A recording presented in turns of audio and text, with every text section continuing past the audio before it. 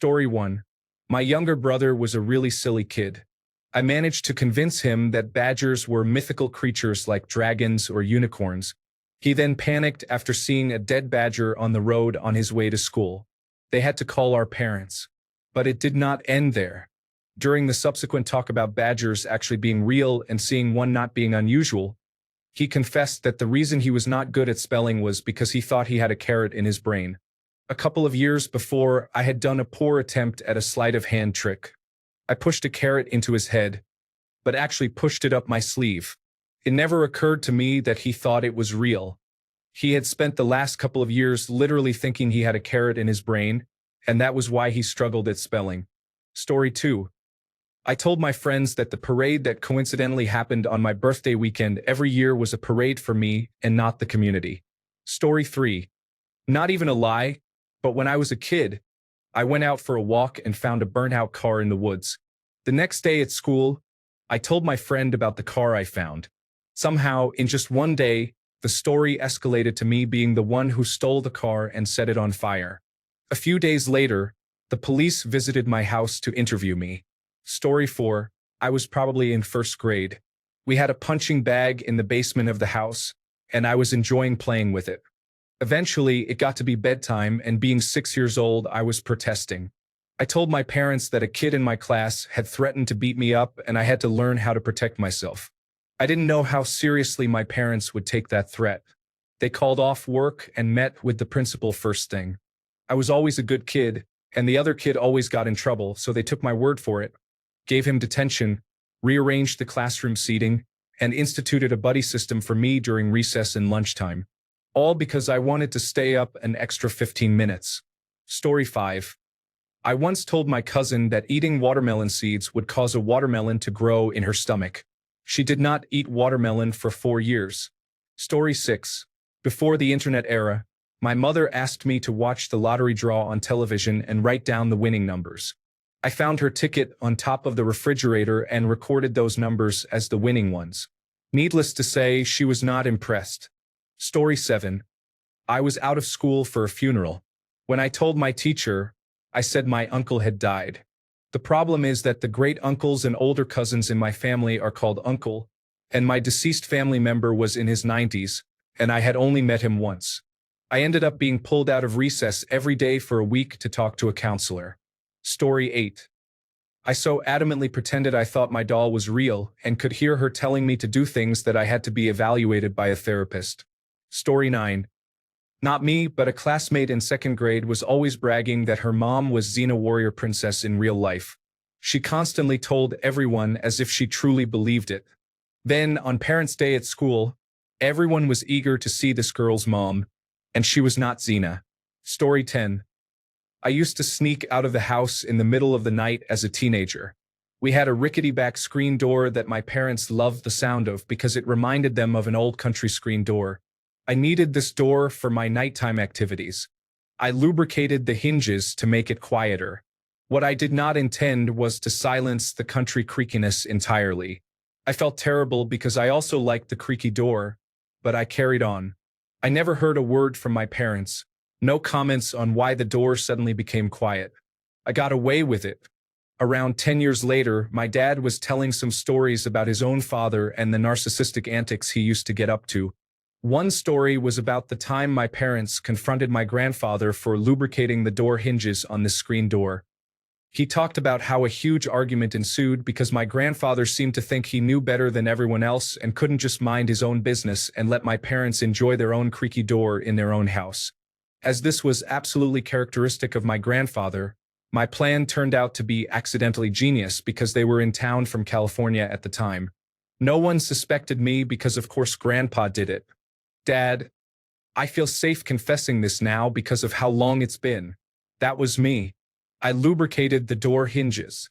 There was shocked silence for about 10 seconds, and then one of the hardest belly laughs I've ever heard from my dad. Story 11. Imagine lying about knowing karate as a child and then being challenged to a fight on the playground, hypothetically of course. Story 12. We were very poor, and whenever I was sick or injured, my parents lied to me, saying, "No, you're just eating too many bananas. That makes your knees hurt." Or, "You're not sick, you're tired. You just ran through the woods all day. I am in my 40s now and still struggle to get medical help. I almost died 2 years ago from pneumonia because I believed I was doing something wrong. Story 13. In second grade, I bragged that my uncle invented the Post-it note. It snowballed until the Parent-Teacher Association tried to invite him for career day, so I claimed he had moved to Antarctica to test glue in the cold. People were still asking about him when I reached middle school. Story 14. Okay, we joked about it once, my wife and I, that my son had an older brother who he just missed by 5 minutes. I think we picked it up from a stand-up comic. We told him that when he was 3, then forgot about it. He never asked about it afterward either. When he was 6, we were in a parent-teacher conference. The teacher expressed, like many people before her, how young we looked as parents. We had our son when I was 19 and my wife was 21, so we were used to that in an area where most mothers waited until their late 20s or early 30s to have kids. Yes, well, we had him when I was 19, my wife answered. This teacher, however, paused. Oh?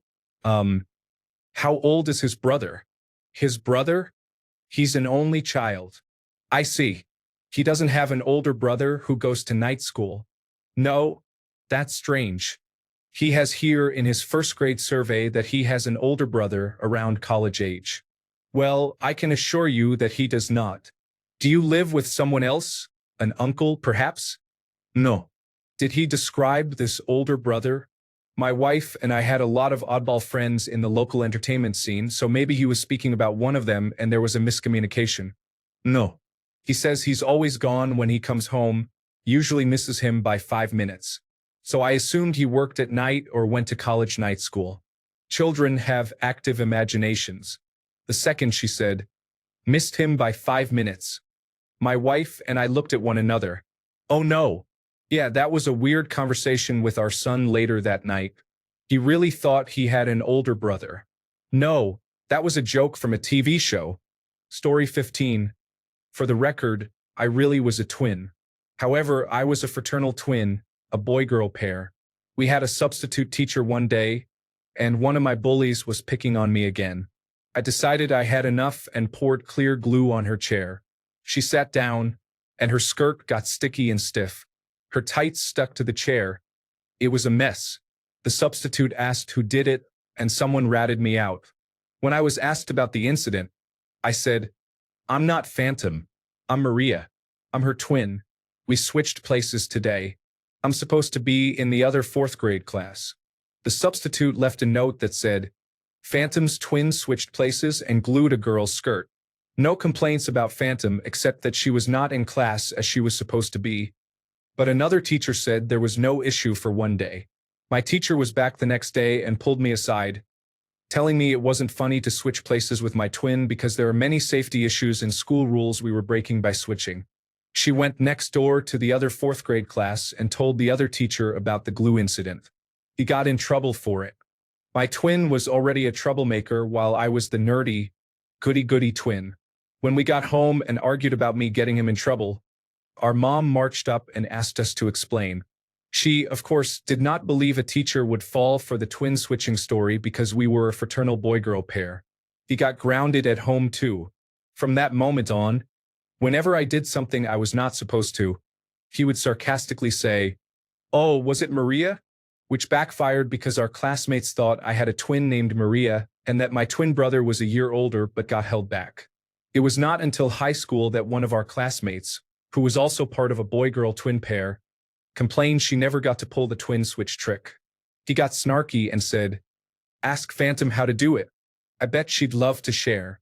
I had to confess because he sounded so upset, and he had my back about something earlier that day. Story 16. Not me but my sister. This was around 1991 in Chicago, so we were 7 and 9 years old respectively. There was hysteria at the time about Homie the Clown, a character on television. But supposedly there was a man in the area dressed as him trying to lure kids with candy into his van.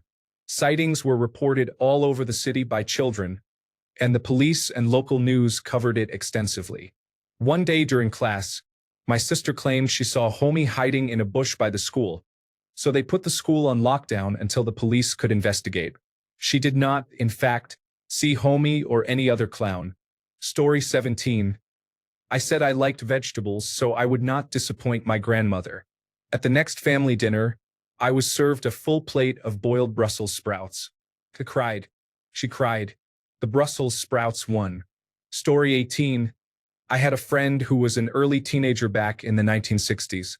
She went to summer camp and heard Turn, Turn, Turn by the Birds for the first time, and she taught herself to sing and play it on guitar. When she returned home, she showed it to her friends who had not yet heard the song on the radio, and she claimed that she had written it. A few weeks later, the song finally hit the radio in her hometown. "Oh no," Sethramir's friend. "They stole your song." Obviously, they eventually figured it out. "Nobody ever looked at me the same after that," she said. Story 19. Convinced my baby nephew that his name Max was short for Maximus. He was born on my birthday. My brother, his dad, didn't tell me happy birthday or get a card. Instead, he just announced his child was born and named him Max, which was my favorite baby boy name that I had told the whole family I wanted to use for my future son for years. So I was like, okay, let's play this game. I was miffed, but it was all tongue-in-cheek. I convinced Maximus that even though his parents raised him, he actually belongs to me and is my birthday present. He took it very seriously. He told everyone his name was short for Maximus. Whenever his parents tried to correct him, he'd say, "No, that's not true. I'm Auntie's birthday present. She named me." When they looked at me for help, I'd shrug and say, "You should have told me happy birthday." Story 20. I told my little brother, who seems to love birds, that I could talk to them now. Every summer when I get home, he brings all his pet birds to me to help him translate. He is 5 now. Story 21. My cousin told me there is a clown that visits kids in the middle of the night and plays with them. I think she was trying to encourage me to use my imagination more. For some reason, I pictured the creepiest cow dressed up as a clown, flying in from the sky in the middle of the dark with an evil grin saying, "Time to play," in the corner of a dark room. I couldn't sleep at night because I thought it would randomly come. I do not know what happened, but eventually my mom found out I was scared of some random clown and spoke to my cousin. We all laughed after, but I still have no idea why my brain turned something so casual into such a horror. Story 22. I walked home from school before it started and told my mother we did not have school that day. However, a couple of hours later, a truant officer came to ask why I was not in school. Damn, did I get into trouble? Story 23. When I was younger, I had a lot of family problems. Let's preface it that way. I would jump from school to school, all but one in the same county. At one school, I decided to tell people I had a twin brother and we switched on certain days. His name was JT. Also, when I was younger, my mom told me I was a year younger than everyone else because I was very smart, so she said I was born a year later. Both of these things led to two outcomes. Some people thought my name was JT when I was in middle and high school, which became a funny joke. Also, I had a group of people in middle and high school who thought I was a year younger than I actually was. It was not out of control, but I still cringe at both, especially the age thing because I didn't know for the longest time whether I should tell people or if it would matter. Eventually, I did, and I was just like, yeah, my mom kind of lied to me a lot. Story 24. So my dad was very strict about me leaving the house. In high school, my friend and I wanted to go to the nearby convenience store and get some cards. I was under strict orders to go straight there and come right back. We got to the store. Sold out. But another convenience store was a few blocks away, just a few extra minutes. We speed walked there, got the cards, and came home. That was too late. My dad yelled at me for being up to something. The problem was he asked how I got to the store, and I actually described the wrong street, which made things worse. I refused to admit I went anywhere else. My friend was sent home, and I was grounded until I confessed. This was about 5 minutes beyond his expected travel time. I was grounded for a month, with him making up theories about where I went. Just absurd ideas. I finally told him. He was clearly humiliated that it was so simple, so I got another month of no leaving the house besides school. Story 25. Not mine, but when we were kids, my cousin told me that I had murdered someone while sleepwalking and that the police were looking for me. I believed him, Story 26. Oh, I have one. When I was about 8, I was very lonely and had no friends at school. I was the weird kid and nobody liked me. One day, I overheard a group of kids in my class talking about running away from home together. They planned to meet in front of the school that night at 10 o'clock. I wanted so badly to be cool, and I had some issues at home, so I told them I would come too. I was very anxious all night. After I went to bed, I watched the clock and debated whether I was actually going to go. I finally got the nerve and just left. Still in my pajamas, I didn't pack anything, just left. I walked out the garage side door and headed to school. It was about 4 or 5 blocks away. I know I made it on time, but when I showed up, nobody was there. They all ditched me. I was heartbroken. I waited as long as I could but ended up walking home again, crying. A nice woman with her teenage daughter was driving by and saw me walking. She pulled over to try to help, but I freaked and ran all the way back home. When I got back, I saw the lights were on in the garage, and the big door was open. My parents were calling for me. I didn't know what else to do, so I just walked in and stared at them. Apparently, they had just realized I was gone and started searching outside. When they asked what happened, I didn't want to admit it, so I just said, I don't know, and they believed me. My dad, a doctor, said that I must have had a sleepwalking spell, and I just went along with it. For the next year, my mom did extra checks on me after bedtime and took me to the doctor for a checkup and to talk about the sleepwalking.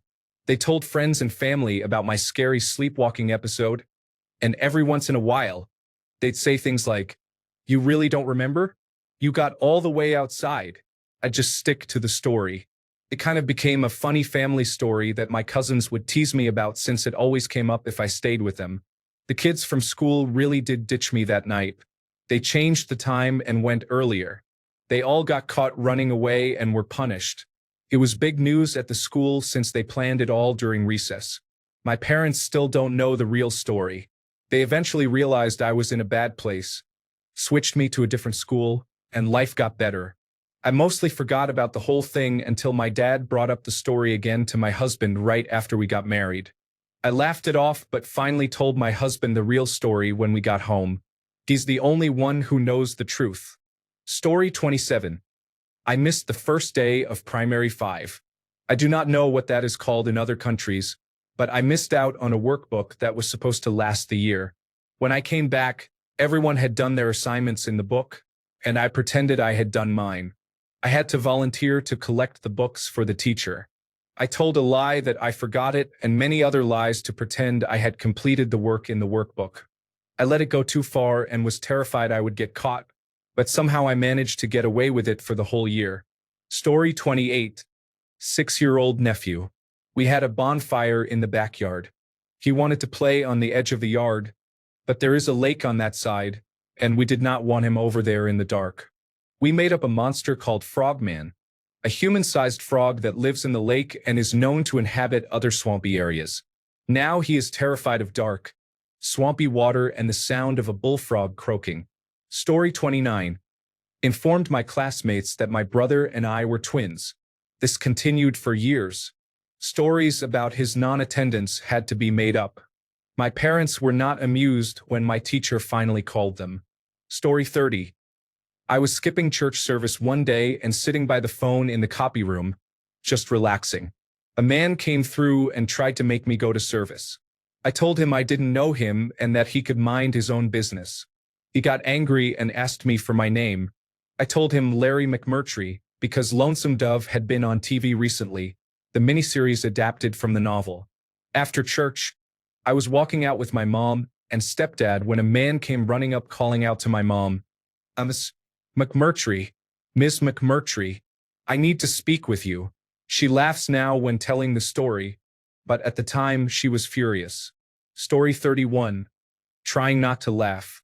In 4th grade, I told a girl new to our school that she had to say the word coop, or nobody would like her. Oddly enough, we became best friends for years. Laugh out loud. Story 32. When I was probably 4 or 5 years old, my grandparents bought my sibling and me one of those electric keyboard pianos. It had a mode that would light up the keys red to teach you how to play the song. Little me discovered there was also a setting that played the correct key regardless of what you pressed when it was on, and it also stopped the red lights from showing. I did my best dramatic pianist performance in front of my mother. She was amazed, thinking I was some sort of reborn Mozart, a piano prodigy out of nowhere. She called all of our family members over to watch me perform and exclaimed to them, "My baby is going to the Juilliard school."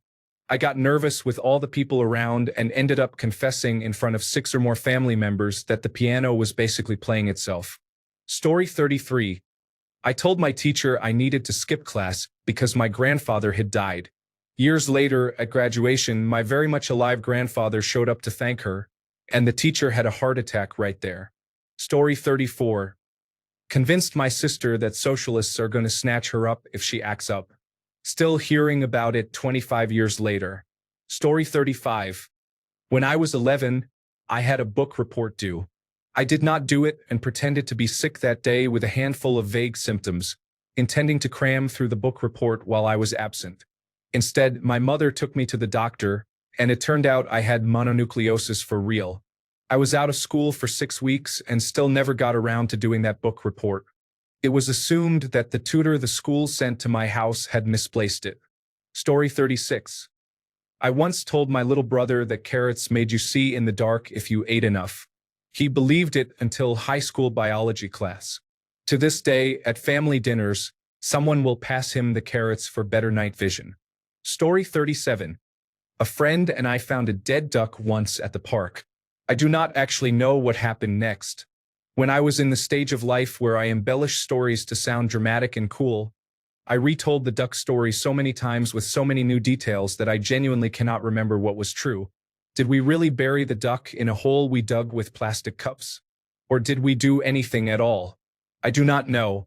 I lied so much that I no longer remember the truth of that event. It is not a huge drama, but it is troubling to me that my lies erased the truth even in my own memory. Story 38. I'll start. I told my teacher my dog ate my homework. The next week, she gave me a dog-proof folder. My parents had to explain I didn't even have a dog. Story 39. That I have traveled to another country. Now, when I see my old classmates, I try to pretend I do not remember saying it. Story 40. When I was 7, I told my neighbor that my family had a pet monkey. I had no idea why. I just blurted it out one day as if it were totally normal. She got very excited and wanted to come over and meet it immediately. I panicked and made excuses. It turned into a whole soap opera of a story.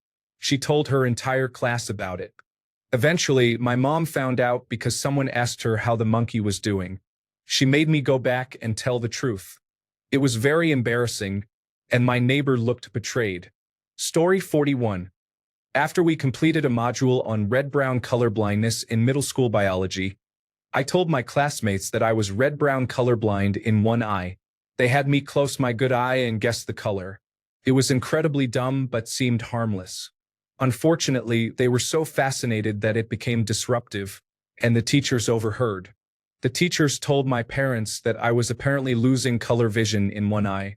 It escalated until I had to be honest with a neurologist who was about to send me for a magnetic resonance imaging scan, which was not covered by our insurance.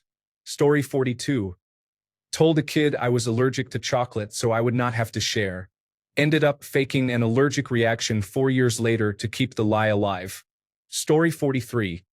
Not my story, but this immediately popped into my head when I read the title. I thought it fit well. Story 44. I told my grandmother that I lost a tooth so the tooth fairy would come, but it was actually a mint candy. My grandmother believed me, and the tooth fairy brought me money. Story 45. Has anyone else ever lied about knowing something random just to fit in, and then ended up in a situation where they had to prove it? Story 46. I used to say I was just tired all the time, but I wasn't tired. I was overwhelmed, anxious, and didn't know how to ask for help. Tired was the only word I had that people wouldn't question. Story 47. I mentioned something about the earth being flat on the playground and some half-truths to support it. I am sorry, everyone. Story 48. I was little and maybe misremembering, but I think I pranked my parents by faking passing out like I had seen in cartoons. which may have resulted in my having an unnecessary spinal tap. Story 49. It was not really a lie. That is all the change she gave me. My parents sent me to the corner market for a few things, with a pack of cigarettes being the primary item. Yes, I am old enough that it was common. I returned with the items they asked for and the change. Enraged, they went down to the store themselves to find out why I was overcharged. You see, I also bought a variety of junk food and candy that I did not mention. But that was all the change she gave me. Story 50. My child asked what happens when you die. He was at the age of asking, and then what? Repeatedly. I had been tired of it for a while and got used to answering all the questions before he asked. So I said, when you die, you get buried, then bugs eat your skin, eyes, and guts. You become a skeleton, the skeleton turns to dust, and you are gone forever. I forgot people were around, and not everyone knew the backstory of his questions, so there were many shocked faces. Later, he went to church and asked if that is what happened to Jesus. Story 51. In elementary school, I told one of my friends that I had a dog. I would hold the phone away from my face and make bark noises in the background to keep the lie going. It was very awkward the day our teacher asked me about my dog in class. Story 52. I lied so much, and it was so obvious that now everything I say people think is a lie no matter what it is. I can't even talk to my family anymore. Story 53. I said I could speak a particular language and was then called on to write it in public. If anyone realized it was nonsense, they thankfully kept silent. Story 54. Una volta, da piccolo, ho bucato un'intera stecca di sigarette di mio padre con un ago. Mio padre si è arrabbiato molto, ma non ho mai avuto il coraggio di dire che fossi stato io.